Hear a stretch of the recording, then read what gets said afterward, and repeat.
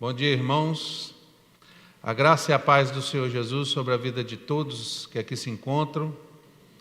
Eu não sei contra vocês, mas eu estou muito emocionado de ver a igreja, sabe? Fiquei muito emocionado. E realmente, como o Franz leu, né? Como é bom estar na casa do Senhor. Louvado seja o nome do Senhor. Irmãos, abram a palavra de Deus em Gênesis capítulo de número 22, a partir do versículo de número 1.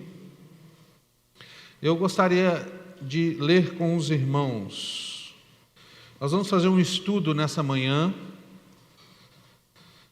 que se encontra em Gênesis 22, nos versículos de 1 a 14. Eu peço que os irmãos acompanhem a leitura da palavra de Deus. Diz assim a palavra de Deus: Depois dessas coisas, pôs Deus Abraão à prova e lhe disse: Abraão, este lhe respondeu: Eis-me aqui. Acrescentou Deus: Toma teu filho, teu único filho, Isaque, a quem amas, e vai-te à terra de Moriá, oferece-o ali em holocausto, sobre um dos montes que eu te mostrarei. Levantou-se, pois, Abraão de madrugada, e tendo preparado o seu jumento, tomou consigo 2 dos seus servos e a Isaque, seu filho, rachou lenha para o holocausto e foi para o lugar que Deus lhe havia indicado. Ao terceiro dia, erguendo Abraão os olhos, viu o lugar de longe. Então disse a seus servos: Esperai aqui com o jumento, eu e o rapaz iremos até lá, e havendo adorado, voltaremos para junto de vós. Tomou Abraão a lenha do holocausto e a colocou sobre Isaque, seu filho. Ele, porém, levava nas mãos o fogo e o cutelo. Assim caminhavam ambos juntos. Quando Isaque disse a Abraão, seu pai: Meu pai, respondeu Abraão: Eis-me aqui, meu filho. Perguntou-lhe Isaque: Eis o fogo e a lenha, mas onde está o cordeiro para o holocausto? Respondeu Abraão: Deus proverá para si, meu filho, o cordeiro para o holocausto. E seguiam ambos juntos. Chegaram ao lugar que Deus lhe havia designado. Ali edificou Abraão um altar sobre ele, dispôs a lenha, amarrou Isaque, seu filho, e o deitou no altar em cima da lenha, e estendendo a mão, tomou o cutelo para imolar o filho. Mas do céu lhe bradou o anjo do Senhor: Abraão, Abraão. Ele respondeu: Eis-me aqui. Então lhe disse: Não estenda a mão sobre o rapaz e nada lhe faças, pois agora sei que temes a Deus, porquanto não me negaste o filho, o teu único filho.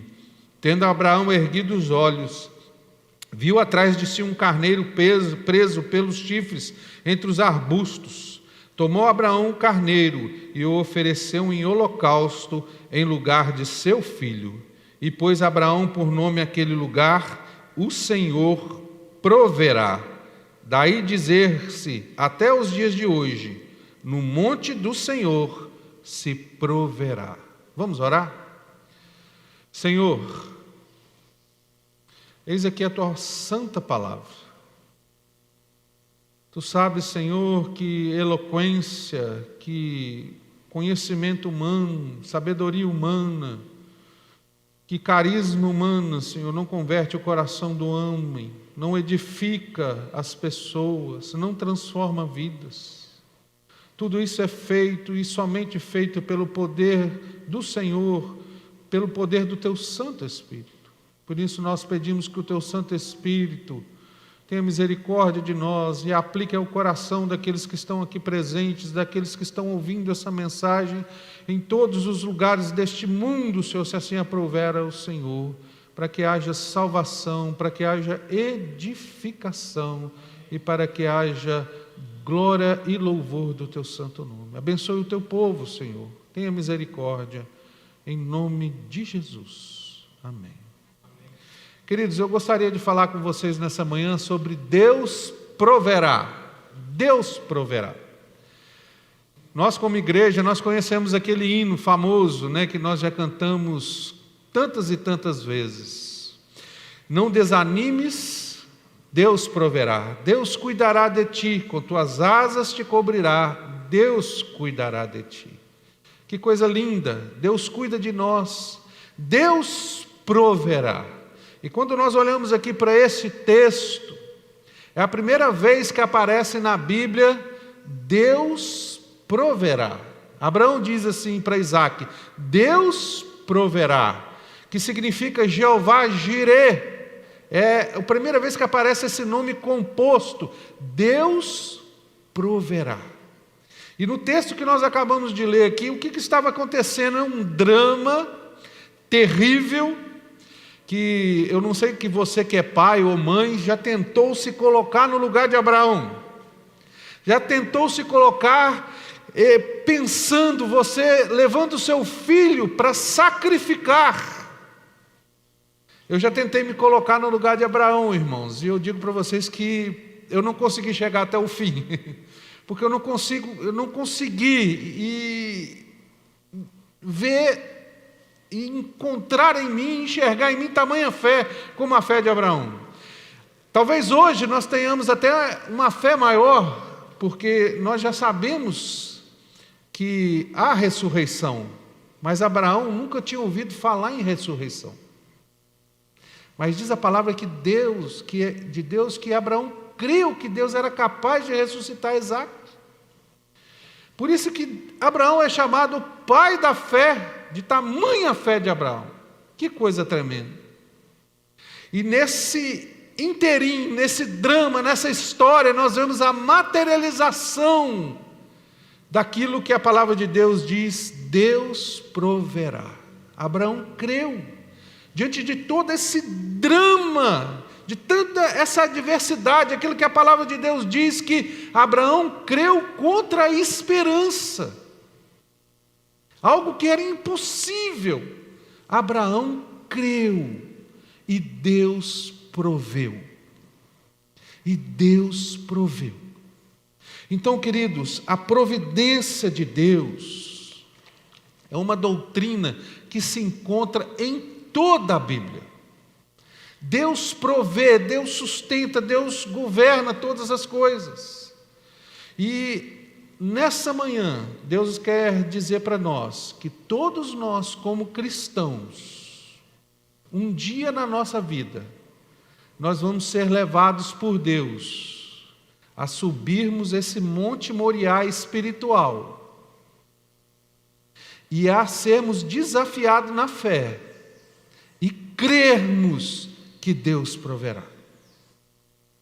Talvez seja nesses dias de pandemia, seja o dia que você está subindo por esse Monte Moriá espiritual na sua vida. Eu não sei, pode ser que sim. Você acha que o que Deus está fazendo na sua vida, o que Deus está pedindo na sua vida é algo impossível.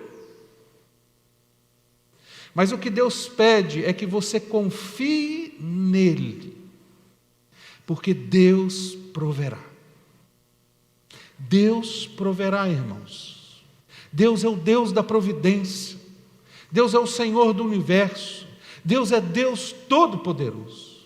E diante dessa doutrina da providência, algumas perguntas surgem. E é isso que eu gostaria de estudar e de meditar com os irmãos. A primeira pergunta que surge sobre a providência de Deus é: quem proverá? Parece uma pergunta óbvia, né? Mas quem é que vai prover? Quem é que vai nos prover? E a resposta é simples: é Deus quem provê. A palavra de Deus, de Gênesis a Apocalipse, nós vemos Deus provendo, Deus sustentando, Deus governando todas as coisas. Quando Adão e Eva pecaram, Deus proveu a roupa para eles, porque eles viram que estavam nus. Quando eles caíram em pecado e o salário do pecado era a morte, Deus providenciou a salvação através de seu Filho. Quando nós olhamos para o êxodo do povo, lá do Egito, quando eles passaram 40 anos no deserto, nós vimos que Deus proveu o alimento para aquele povo, de maneira que nunca faltou comida para eles. Num lugar deserto, que não tinha água, que não tinha uma planta, que não tinha nada. Eles tinham maná, eles tinham codornizes, eles tinham água, e Deus os sustentou de forma milagrosa. Deus proveu. Deus também os sustentou. Diz Deuteronômio 8 que durante aqueles 40 anos que eles passaram no deserto, nem a roupa deles envelheceu, nem as pernas deles incharam. Olha que coisa tremenda. Deus sustentou esse povo. O Salmo 91 diz que Deus é quem nos protege. Cai 1.000 à sua direita e 10.000, cai 1.000 ao seu lado e 10.000 à sua direita, tu não serás atingido. Deus é o Deus que nos protege. A palavra de Deus diz lá no Salmo 121, que Deus nos guarda. Eleva os olhos para os montes, de onde me virá o socorro? O meu socorro vem do Senhor. Deus é quem nos guarda. A palavra de Deus diz lá também em Lucas 12, 22 a 34, sobre a ansiedade da vida, de andar ansioso. Deus vira para o povo e diz o seguinte: observai os corvos, os quais não semeiam, nem ceifam, não têm despensa, nem celeiros, todavia Deus os sustenta, quanto mais valeis do que as aves. A providência de Deus está na Bíblia, irmãos, do começo ao fim. E ela está presente na sua vida. Se você está aqui hoje, respirando, é providência de Deus. Se você hoje tem saúde, é providência de Deus. Se o coração seu está batendo, é providência de Deus. Deus tem provido ao seu povo e cuidado do seu povo. Quando nós olhamos, então, o que é essa doutrina da providência de Deus? A confissão de fé diz o seguinte, a confissão de fé de Westminster, eu gostaria de ler para os irmãos. Ela diz o seguinte: pela sua própria vontade e para o louvor de sua glória, da sua sabedoria, poder, justiça, bondade e misericórdia, Deus, o Criador de todas as coisas, sustenta, dirige e governa toda a sua criação. Cada criatura, cada ação e todas as coisas são governadas por Deus, desde a menor até a maior. Que coisa linda, irmãos! Deus cuida, Deus dirige e governa todas as coisas. Isso é tremendo, irmãos. Você saber que todas as coisas estão debaixo do poder e da vontade de Deus. Portanto, nós podemos resumir a doutrina da providência de Deus da seguinte maneira: a providência de Deus é Deus sendo Deus. É Deus governando todas as coisas para a glória e louvor seu, como um Pai amoroso. Que coisa maravilhosa, que coisa tremenda.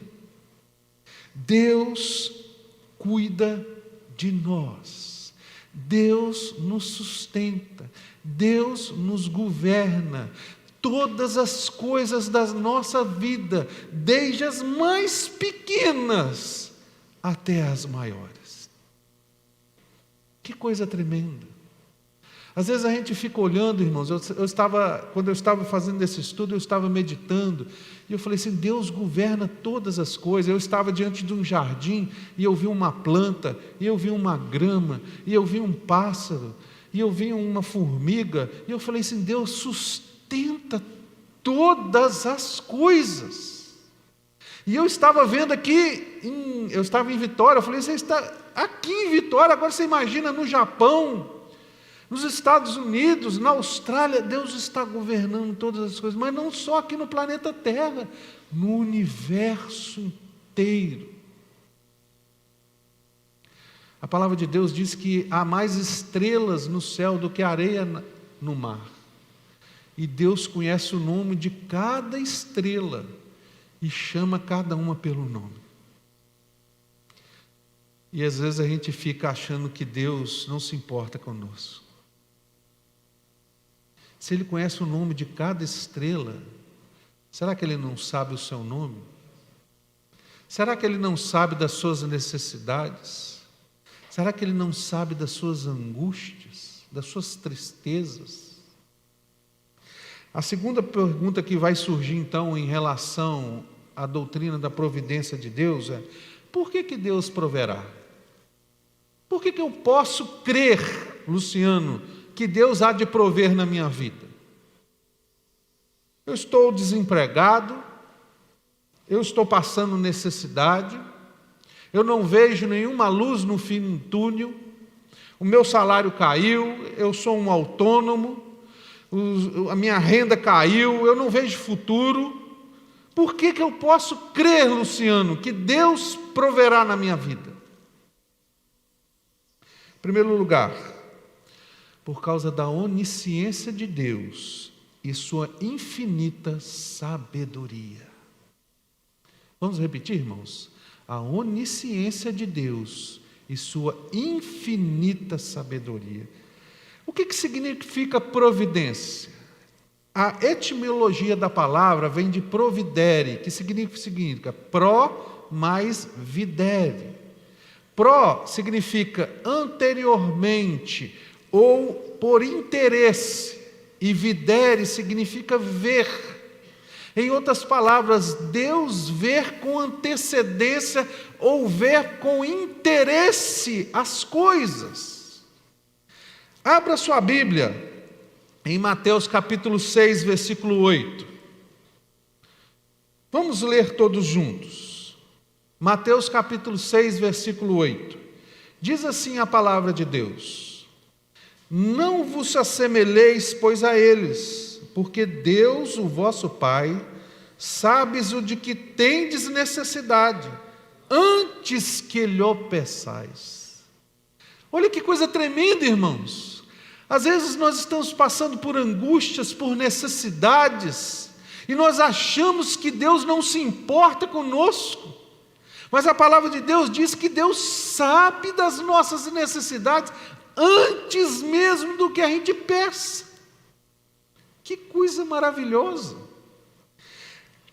Olha também Mateus 6, 31 e 32. Portanto, não vos inquieteis dizendo: que comeremos, que beberemos, ou com que nos vestiremos? Porque os gentios é que procuram todas estas coisas, pois vosso Pai Celeste sabe que necessitais de todas elas. Qual é a tua necessidade, irmão? Qual é a sua necessidade? Deus sabe de todas elas. Deus sabe de todas elas antes mesmo que você peça, e pelo seu infinito amor, Ele nos supre com toda sabedoria. Com toda sabedoria. Deus sabe de todas as coisas, irmãos. Deus sabe daquela coisa que às vezes nem o seu marido sabe, que te angustia, que te faz chorar, que te entristece, que tem te desanimado a fé. Deus sabe de todas as coisas. O mais íntimo da sua alma, Deus sabe. Mas, Luciano, se Ele sabe, então por que Ele não tem me dado? Às vezes, irmãos, nós estamos pedindo pedra, ao invés de pedir pão. E Deus não vai nos dar pedra. Às vezes nós estamos pedindo uma serpente. Esse que é o problema, irmãos. Sabe qual é o nosso problema? É que nós queremos ensinar Deus a ser Deus. E a providência de Deus é Deus sendo Deus. Martinho Lutero diz o seguinte, que mais de 50% da religião cristã é você deixar Deus ser Deus. Nós temos que nos submeter à vontade do Senhor, porque Deus sabe o que é melhor para a nossa vida. Nós podemos não entender agora, mas lá na frente, nós vamos entender que os propósitos de Deus para a nossa vida eram maiores e melhores para as nossas vidas, e vão redundar em louvor para a glória de Deus. Em segundo lugar, por que nós podemos crer que Deus proverá? Por causa das infinitas riquezas de Deus. Abra sua Bíblia em Efésios capítulo 3, versículo 20 e 21. Efésios capítulo de número 3, 20 e 21. Diz assim a palavra de Deus: ora, aquele que é poderoso para fazer infinitamente mais do que tudo quanto pedimos ou pensamos, conforme o seu poder que opera em nós, a Ele seja a glória na igreja em Cristo Jesus por todas as gerações, para todos sempre. Amém. Olha o que diz aqui: aquele que é poderoso para fazer infinitamente mais. Irmãos, o que existe que não pertence ao Senhor? Deus criou os céus e a terra. Ele é dono do ouro e da prata. Ele é dono do universo. Ele é dono da nossa vida. O que Deus não pode fazer? Quem pode impedir o agir de Deus? As riquezas, como diz a palavra de Deus, em Cristo estão todos os tesouros de sabedoria. Em Cristo nós encontramos os maiores tesouros.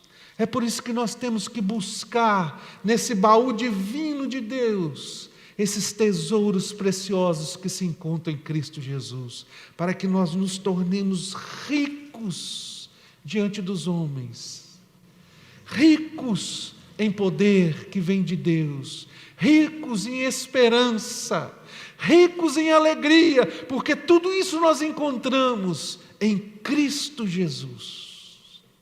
Ele é o nosso maior tesouro, irmãos. Ele é a nossa maior herança.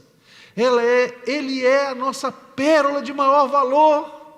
Aquele que encontrou Jesus, ele, como Jesus disse, ele larga tudo, vende tudo, para possuir esse grande tesouro que ele encontrou.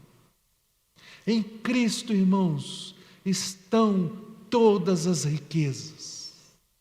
De maneira que você que é filho de Deus, você não é pobre miserável, você é riquíssimo. O que basta para nós, irmãos, é tomarmos posse dessa herança. E é isso que o diabo mais faz, é querer colocar na sua mente que você não tem o direito a essa herança, que você não pode obter essa herança, mas você pode, porque em Cristo estão todos os tesouros. Em terceiro lugar, por que nós podemos crer que Deus proverá? Por causa da graça abundante de Deus. A graça abundante de Deus.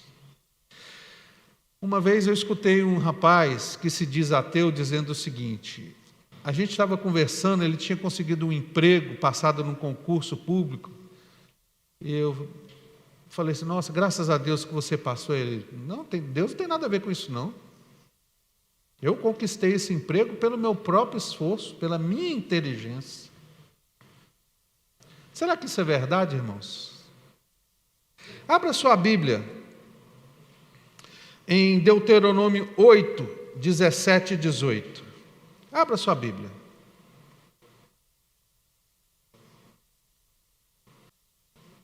Deuteronômio 8, 17 e 18. Diz assim: portanto, não digas no teu íntimo, a minha força e o poder do meu braço me conquistaram esses bens e riquezas. Antes, te recordarás de Yahvé teu Deus, porque é Ele o que te dá força e capacidade para gerar riqueza, confirmando a aliança que jurou a teus pais, conforme hoje se constata claramente. É Deus, irmãos, quem nos dá força, sabedoria, é Deus quem nos dá todas as coisas. Se você tem algo, foi Deus quem te deu. Por isso não ensoberbeça o seu coração, não se ache que você é mais do que deveria ser. Se você é rico, largue a avareza. Abra o seu coração, porque tudo que você tem foi o Senhor quem lhe concedeu. E ai, se Deus fechar a mão diante da sua vida. A palavra de Deus diz que Jó, em um dia, era o homem mais rico daquela região. E em um dia, ele ficou pobre. Ai, irmão, se Deus fechar a mão sobre nós. Tudo que temos é o Senhor quem nos dá. A palavra de Deus diz, lá em Mateus 5,45, porque Ele faz raiar o seu sol sobre maus e bons, e derrama chuva sobre justos e injustos. A graça de Deus é tão grande, irmãos, é tão abundante, que mesmo esse ateu que diz que foi ele quem conquistou, Deus ainda teve misericórdia da vida desse homem, e permitiu que ele conquistasse esse emprego.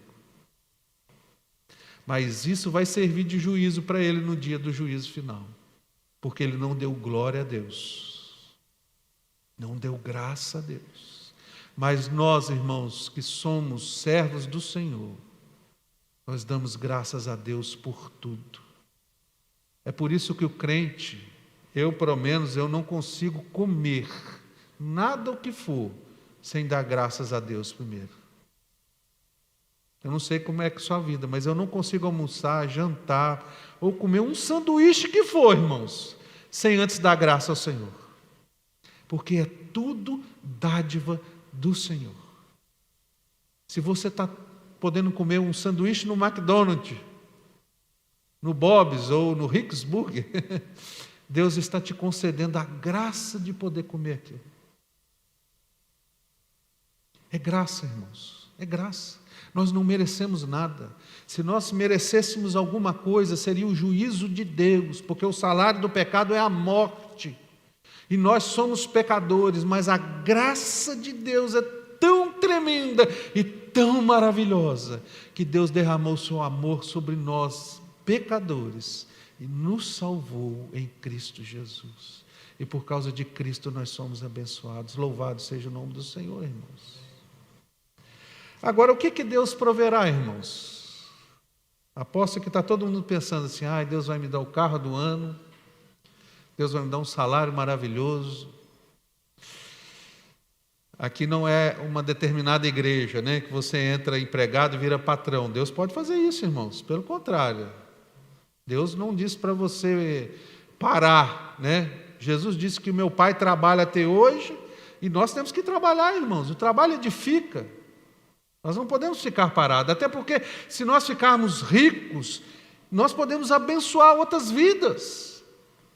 Se Deus te deu uma inteligência para ganhar dinheiro, use isso para a glória de Deus. Agora, se Deus não vai te fazer rico, é porque Deus sabe o que é melhor para a sua vida. Mas Deus te deu outros dons, outros talentos. Nós não podemos abraçar essa doutrina comunista, socialista, de que todos vamos ser iguais, porque Jesus disse o seguinte: os pobres sempre tereis convosco. Sempre vai ter pobre, irmãos. Agora a palavra de Deus nos adverte muitas das vezes que a riqueza é um mal e que muitos se desviaram do caminho do Senhor por causa dela. Deus não está preocupado em te fazer rico, não, irmãos. Deus não está preocupado com isso. O que Deus então proverá, irmãos? Em primeiro lugar, abra sua Bíblia em Efésios 1:3. Efésios capítulo 1, versículo 3. Diz assim a palavra de Deus: bendito Deus e Pai de nosso Senhor Jesus Cristo, que nos tem abençoado com toda sorte de bênção espiritual nas regiões celestiais em Cristo. O que Deus proverá sobre nossas vidas? Bênçãos espirituais em Cristo Jesus. Bênçãos espirituais em Cristo Jesus. Quando nós olhamos para a vida de Judas, Judas andou com Cristo.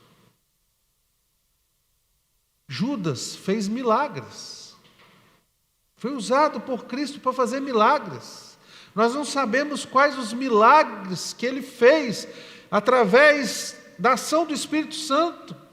Talvez até ressuscitar um morto ele fez. Judas andou com Cristo, ouviu a doutrina, viu milagres, viu coisas que nós que estamos aqui desejávamos ter visto. Mas o que Judas queria? Ele não queria as bênçãos espirituais, ele queria as bênçãos materiais. Vendeu Jesus. Ele vendeu Jesus. E essa bênção material se transformou em maldição na vida de Judas, ao ponto de que ele foi e suicidou. Sabe, queridos, nós temos que tirar isso da nossa mente. A palavra de Deus diz que tendo o que comer e o que beber, nós devemos nos dar por satisfeito. A providência de Deus é isso, é crer que Deus cuida de nós e que Ele vai nos dar aquilo que Ele acha que é melhor para a nossa vida. Às vezes uma riqueza vai transformar em maldição na sua vida. Mas uma bênção espiritual tem peso eterno, irmãos. E é isso que nós devemos almejar nas nossas vidas. Não estou dizendo que você não deva buscar bens materiais, não estou dizendo nada disso.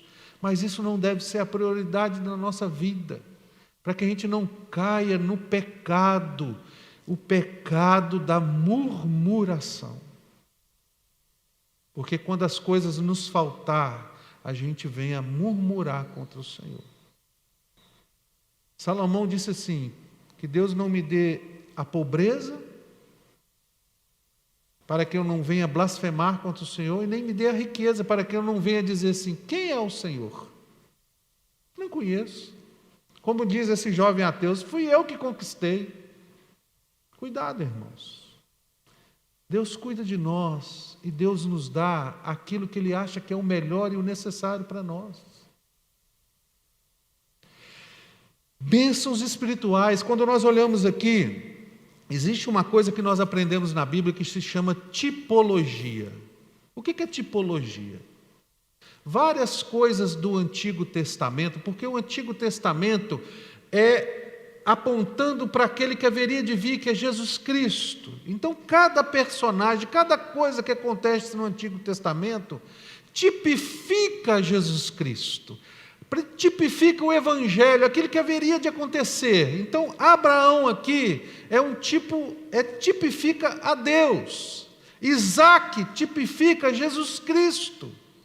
Ali, quando eles estão indo para o Monte Moriá para ser sacrificado, tipifica Cristo indo para a cruz. Ali na cruz, Cristo foi sacrificado pelo Pai, pelos nossos pecados.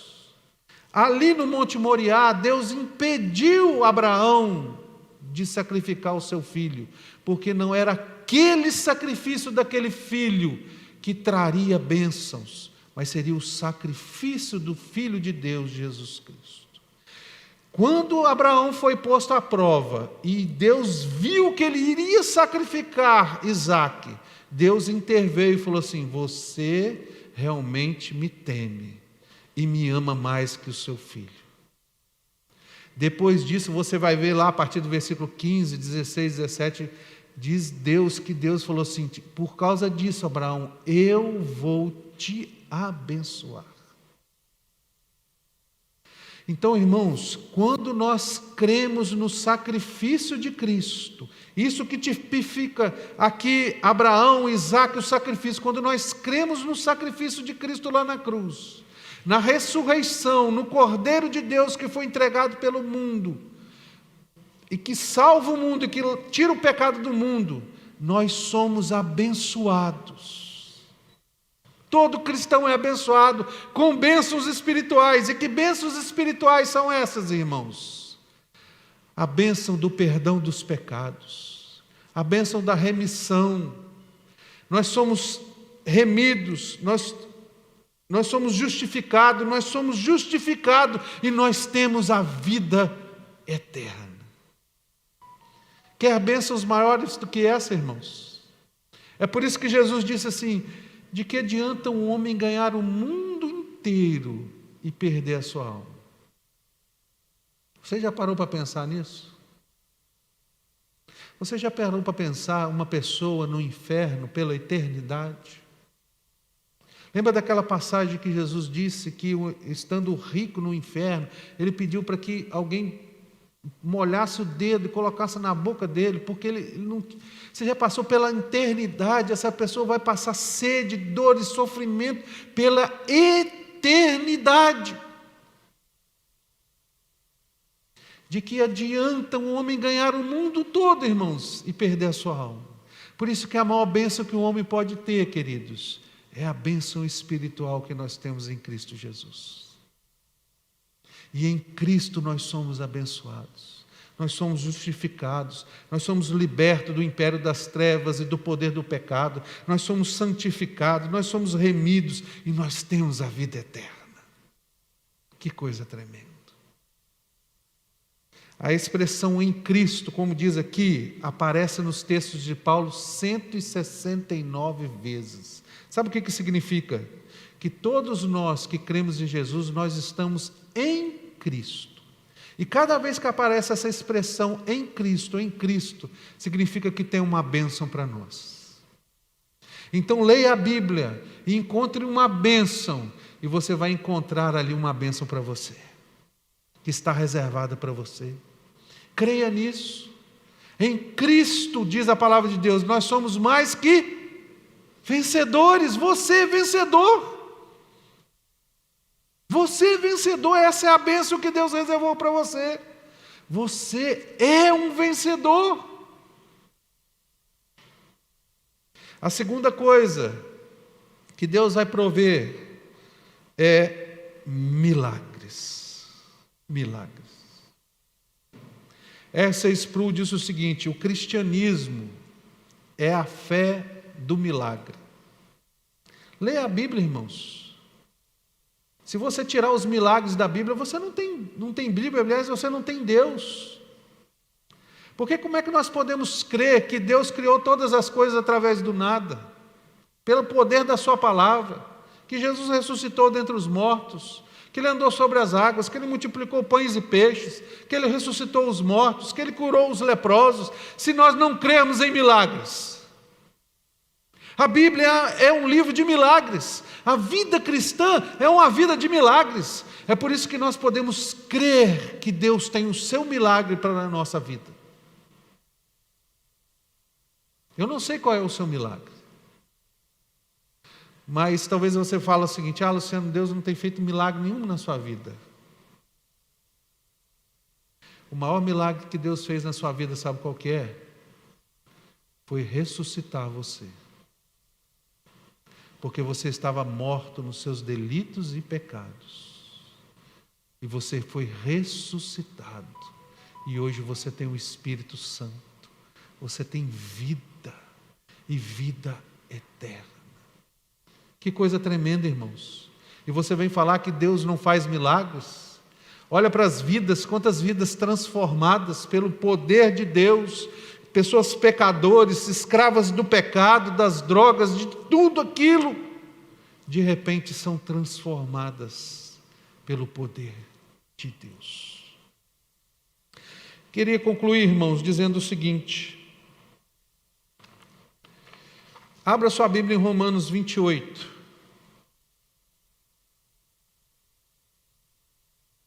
Romanos 8, 28. Aqui nesse versículo, nós temos um resumo do que é a providência de Deus. Romanos 8, 28. Diz assim: sabemos que todas as coisas cooperam para o bem daqueles que amam a Deus, daqueles que são chamados segundo o seu propósito. Primeira coisa que nós aprendemos aqui sobre a providência de Deus é: sabemos. Queridos, nós precisamos conhecer essa doutrina. Tem muita coisa que a gente não sabe. A gente não sabe a hora que a gente vai morrer, a gente não sabe o que vai acontecer daqui a pouco, a gente não sabe o que vai se acontecer no dia de amanhã, a gente não sabe muita coisa, mas uma coisa o crente tem que saber, é sobre a providência de Deus, e crer que Deus está no controle de todas as coisas. Porque isso traz esperança para nós, irmãos. Isso traz alegria, isso traz firmeza no nosso pé. Nesses dias de pandemia, irmãos, aquele que crê na providência de Deus tem passado por esses dias de forma como Jesus andou por sobre os mares, sem vacilar, sem afundar, porque ele sabe que Deus está cuidando de todas as coisas, desde a maior até a menor. Todas as coisas não escapam do poder de Deus. Nada. Segunda coisa é que Deus age. Olha aqui, sabemos que todas as coisas cooperam. Deus está agindo, irmãos. Deus não é um Deus deísta. Deus não abandonou sua vida. Deus não te deu a vida eterna para você se virar. Não, Deus está cuidando e agindo na sua vida. Deus age. Deus intervém. Terceiro lugar, ele diz assim: cooperam para o bem. Olha aqui, Deus trabalha para o bem. O que significa isso? Preste atenção no que eu vou falar agora.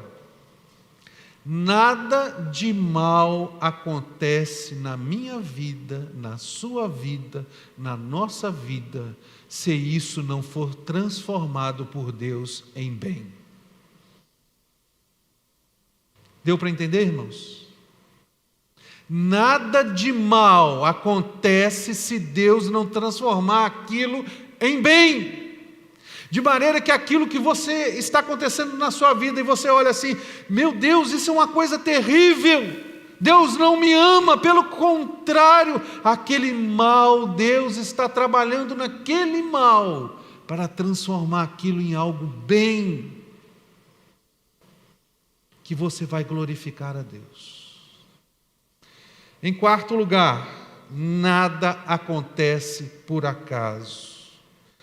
Todas as coisas cooperam para o bem. Nada acontece, irmãos, nada acontece por acaso. Se você bateu um carro, se você tropeçou, se você queimou a mão, seja qualquer coisa, nada acontece por acaso. Então, quando acontecer algo na sua vida, pare e olhe e fale assim: opa, a mão de Deus está aqui. Deus está aqui. O que Deus quer com isso? O que Deus quer na minha vida? Nada acontece por acaso. Deus às vezes está te mandando um aviso, Deus quer falar com você, Deus quer agir na sua vida, Deus quer te usar. E ao invés de você ficar reclamando, blasfemando e murmurando, louve a Deus. E em quinto lugar, todas essas coisas acontecem para o bem daqueles que amam a Deus. Todas as coisas não acontecem, irmãos, na vida daquele que não ama a Deus, na vida do ímpio. Todas as coisas acontecem para o bem daqueles que amam a Deus. Então Deus está trabalhando na sua vida, na vida de você que ama a Deus, para o seu bem. Olha que coisa tremenda, irmãos. Você saber que Deus está trabalhando na sua vida, que Deus está cuidando de você, que Deus está agindo, que Deus está te sustentando, que Deus está governando a sua vida para o bem. Para o bem. Se eu pudesse trazer aqui, cada um aqui para dar um testemunho de coisas ruins que aconteceram na vida deles e que aquilo foi redundado em bem, talvez a gente não teria tempo para hoje. Tamanho foram o poder, Deus, o nosso Deus, irmãos, tem esse poder maravilhoso de transformar o mal em bem. Que coisa maravilhosa, que coisa tremenda. Às vezes as pessoas se perguntam assim: por que Deus permitiu Adão pecar? Porque se Deus não permitisse que Adão pecasse, nós jamais conheceríamos a misericórdia de Deus, nós jamais conheceríamos a graça de Deus, nós jamais saberíamos que Deus é verdadeiramente amor, o quanto Deus nos ama, porque foi porque o pecado entrou no mundo, o seu Filho se dispôs a morrer na cruz. E foi por causa disso que nós conhecemos a graça, a misericórdia, a bondade, a longanimidade, atributos que pertencem ao Senhor, mas que se não fosse por causa do mal, nós não teríamos visto isso e presenciado. Então Deus transforma o mal em bem. Deus transforma o mal em bem, irmãos. Seja qual for o mal que estiver batendo na porta da sua vida, saiba, se você ama o Senhor, Deus vai transformar isso em bem.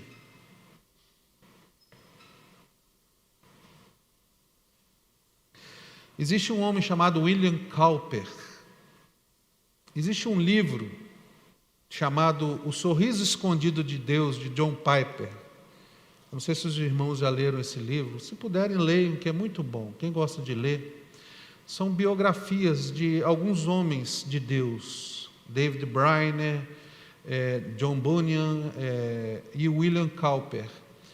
Foram homens de fé. E nesse livro, John Piper fala sobre William Cowper.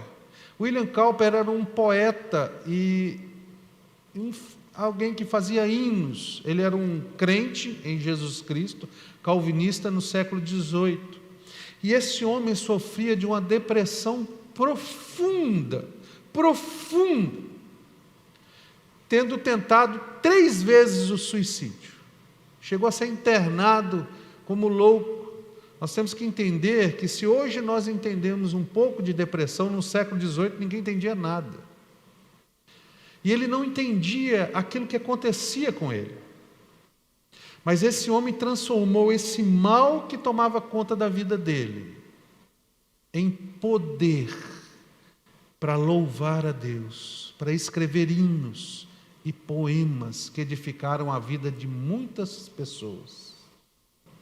Ele não ficou murmurando ou chorando por causa daqueles problemas que estava cometendo em sua vida.